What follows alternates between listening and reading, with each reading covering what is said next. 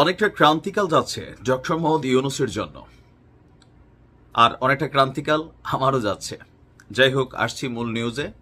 আমার এই চ্যানেলটাতে মাঝে মাঝে নিউজ আপনাদের জন্য আপলোড করি, যে আমার যেটা অরিজিনাল চ্যানেল এখন এই মুহূর্তে যেটাতে আমি নিউজগুলো আপলোড করছি, অনেকেই খুঁজে পাচ্ছেন না। এই ভিডিওটির নিচে যে কমেন্টগুলো আছে, জাস্ট কমেন্টে আপনি একটা টাচ করেন, টাচ করার পরে সেখানে একটা লিঙ্ক পাবেন পিন কমেন্টে। ওই লিঙ্কটাতে ক্লিক করলে সরাসরি আমার নতুন যে চ্যানেল নাইম কোরিয়া সেইখানে চলে যাবে। ওইখানে আপনারা সাবস্ক্রাইব করে নোটিফিকেশন অন করে রাখবেন, যখন নিউজ আপলোড করি আপনাদের কাছে পৌঁছে যাবে। এখন গেল মাসখানেক ধরে, প্রথম দিকে সরকার পতনের পর আওয়ামী লীগ যতটা বেকায়দা ছিল, সারা বাংলাদেশ থেকে এক ধরনের নাই হয়ে গেছিল, এখন কিন্তু আস্তে আস্তে বিভিন্ন জায়গায় আওয়ামী লীগের আবির্ভাব ঘটছে।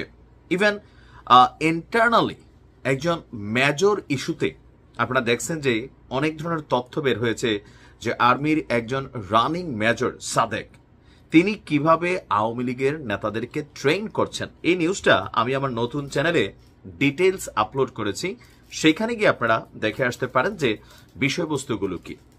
অপরদিকে অনেকটা কোণঠাসা হয়ে আছে এই মুহূর্তে এনসিপি। তাদের সারা বাংলাদেশ জুড়ে যে সমন্বয়করা রানিং এবং সাবেক ছিলেন, তাদের মধ্যে অনেকগুলো বিভাজন হয়েছে। বৈষম্য বিরোধী ছাত্র আন্দোলন এখন আর এনসিপির সাথে ওতপ্রোতভাবে জড়িত নেই। ডাকসুর নির্বাচনকে কেন্দ্র করে শিবিরের যিনি কেন্দ্রীয় নেতা সাদিক কায়েমকে নাহিদ ইসলামের করা মন্তব্যেও কেউ কেউ ভাবছেন যে ডাকসুর নির্বাচনে শিবিরের জয় ঠেকাতে এনসিপি তাদের প্রতিনিধিকে সামনে আনার জন্য সম্ভবত আব্দুল কাদের, তো এখানে শিবিরকে কোণঠাসা করার জন্য হঠাৎ করে এমন বক্তব্য দিয়েছেন। অপরদিকে বৈষম্য বিরোধী নেত্রী উমামা, তিনি আবার নিজেকে এই ডাকসুর ভিপি হিসাবে, মানে তিনি নির্বাচন করবেন এমন ঘোষণা দিয়েছেন। অপরদিকে প্রশাসনের ভেতরেও নানান ধরনের অ্যাক্টিভিটিস চলছে, দাবি করা হচ্ছে।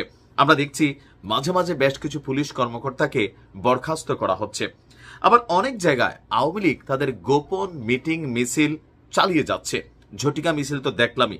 ইভেন গোপালগঞ্জের ঘটনার পর গাজীপুর সহ আরো বেশ কিছু ঘটনা সামনে আসছে, যেখানে একত্রিত হচ্ছে আওয়ামী লীগ। আপনি স্বীকার করেন আর না করেন, বাংলাদেশে একটা বড় অংশ এই আওয়ামী লীগের সাপোর্টার আছে।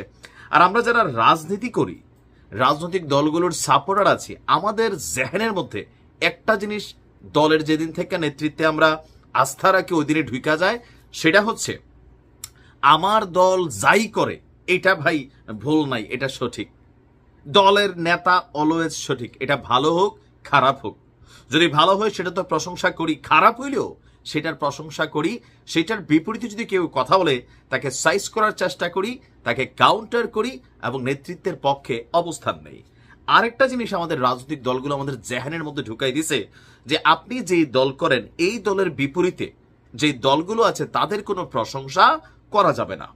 আর আমাদের দলগুলোই সর্বোচ্চ নেতৃত্ব থেকে একদম রুট লেভেল পর্যন্ত একটা শিক্ষা আমাদেরকে দিয়ে দেয়, বিপরীত দলের নেতাদেরকে বা বিপরীত আমার অপছন্দের যে রাজনৈতিক দলগুলো আছে তাদের নেতাদেরকে অপমান করাটা হচ্ছে রাজনৈতিক একটা শিষ্টাচার। কিন্তু এই জিনিসগুলোর কারণেই বাংলাদেশে সরকার পরিবর্তন হোক, প্রেক্ষাপট পরিবর্তন হোক, এই দেশে প্রকৃতপক্ষে বাংলাদেশের যে ভাগ্য পরিবর্তন হওয়ার বিষয়টা সেইটা ঘটে না। যাই হোক, নিয়মিত নিউজ আপলোড করব আমার নতুন চ্যানেলে, আপনারা নিউজগুলো দেখবেন। ভালো থাকুন।